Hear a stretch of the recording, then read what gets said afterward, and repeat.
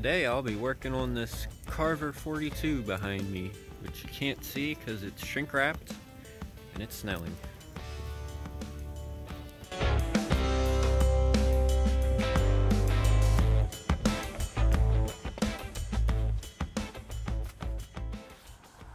Alright, so here's our to-do list for this boat. We need to replace the generator pencil zinc, make the bilge lights work in the engine room, and he's got a problem with his batteries that we need to check out. One of them may be bad.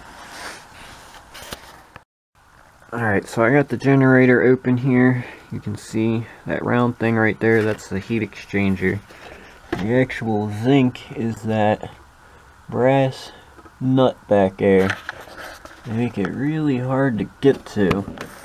So this is a Kohler 7.3 ECD. Socket won't fit, so I gotta go get a 9/16 wrench.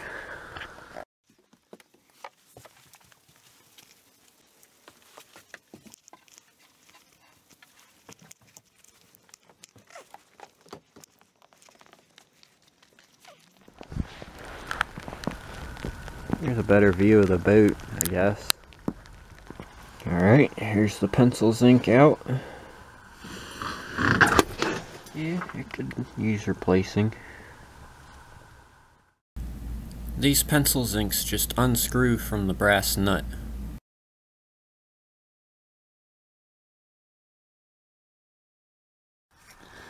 Alright, here's the new one going in. Alright, so now we're going to check his batteries with this thing. So, you just hook it up. Positive, positive, negative, negative. And enter in how many cold cranking amps the battery is. Hit OK, and it'll tell you if it's good, or if it needs charging, or if it needs replacing. So let me figure out how many cold cranking amps this is, and I'll show you how it works. Alright, so I couldn't find how many cranking amps it was, so I just hit 800. And the fact that it's at 330 tells me that this battery is probably bad. Or it just needs a good charging. This other battery's at 600, so it's a little bit better. See, it says good recharge. So, that's how that works. Now I'm going to test these other three. When testing these batteries, you got to make sure to disconnect anything that could be putting power into or out of the battery, as it'll mess up the test. Alright, so they all tested out good, except for maybe that first one right there. That one was a bit low. So I would recommend this guy changes that battery, but all the rest are fine. Alright, now let's check out this bilge light. There's this one, and there's two more each behind the engine that we gotta check out too.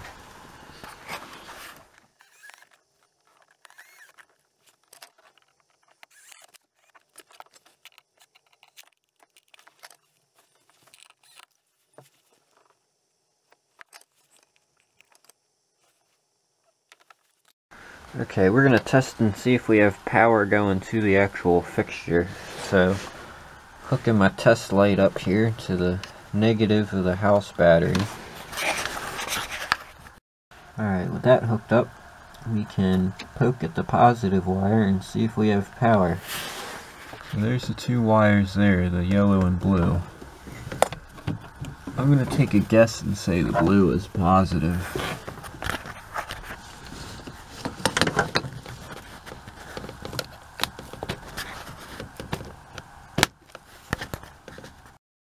Alright, so I didn't get any power at the light here, so let's see if we have power coming up to the panel. Alright, so switch engine room lights is right here.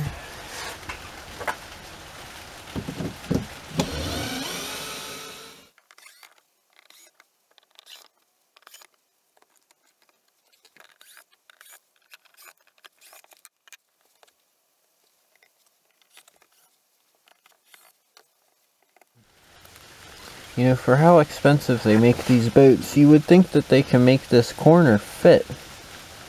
Look at that, you can see where it's been scratched before. So I think I just found out why this guy doesn't have any power to his panel.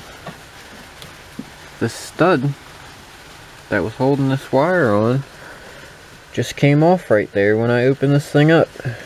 So, probably has a loose connection. And that switch is for his DC main, so no wonder we weren't getting any power up to here.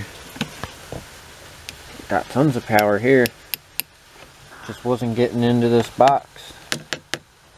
That's the main. Alright, since this end is live, we're gonna tape it off so it doesn't hit anything until we get the new part in.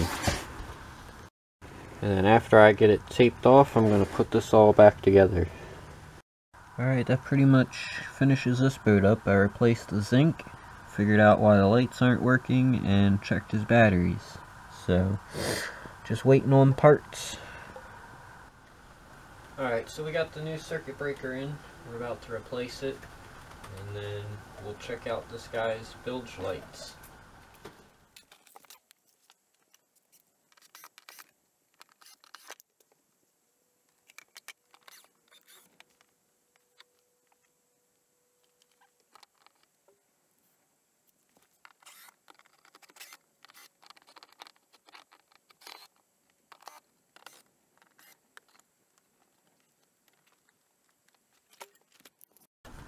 Alright, now that we got it opened up, we can see the bad fuse here, or circuit breaker I mean. The actual post came out.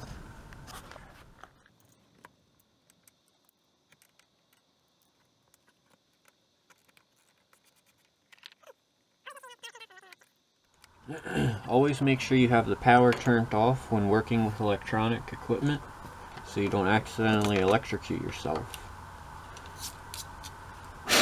And here's the old one.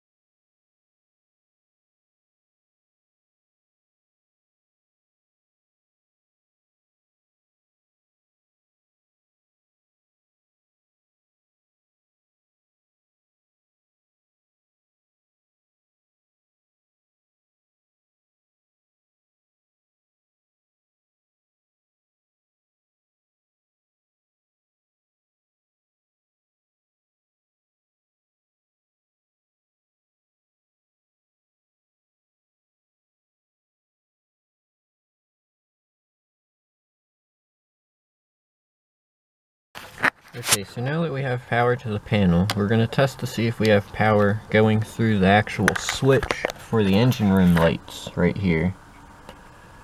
So to do that, we're going to test continuity through the switch. To do that, you're going to set your multimeter on this setting here. And I like to select the alarm setting. And what that does is when you have continuity, it beeps. Now since you can't really see the engine room switch because it's all the way down here, I'm going to show you how to do it on this first one here. All you do is just touch each pole with the switch on, and if it beeps, you have continuity, which means the switch is still good. So we are third from the bottom. So I'm going to put my first probe right here because these are all attached. And then come 3 from the bottom. And I hear it beeping, so that means we have continuity. So now that we've tested for continuity, now we're going to test for power. To do that, I've got my test light here. I've got the end of it attached to the negative on the battery. And just to confirm we are working here, I'm going to test where I know I have power. and you can see it lights up. We have it on this side because the switch is on. So we're going to come down here to the engine lights, which was the third from the bottom. Let's see if we have power. Yep, got power there. Yeah, let's see if we got it here. So we've got power on both sides of the switch. Now it's time to go down to the lights and see if we have power coming out of the actual light. Alright, just put one screw in it just to hold it while I do testing.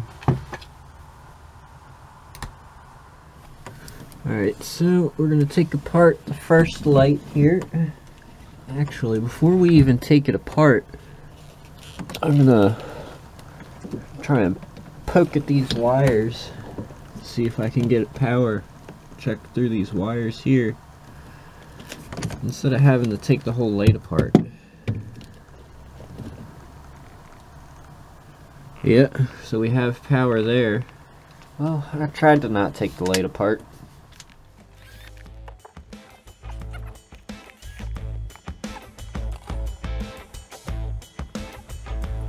Let's see if we got power coming out of here. Yep. The light bulb's burnt out. So we need a new light bulb for this one. Let's go look at the other ones. See what they need. So there's 3 engine room lights total on this boat. 2 of them had burnt out bulbs, and the third one is inaccessible. So I'm not even going to worry about that one because I can't reach it.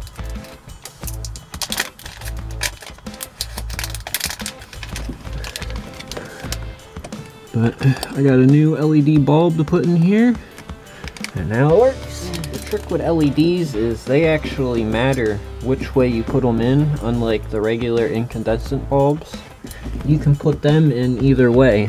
LEDs, they'll go in both ways, but they'll only work one way. And this is what I mean by this third one is not accessible. That's it, all the way back there. And try and reach for it.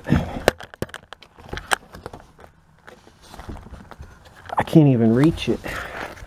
And this is the little cubby hole it gives you. Whereas this one is right here in the front, so you can actually reach it. As you can see, this little test light can be pretty handy when diagnosing electrical issues. If you're interested in getting one, I'll have a link down below for one.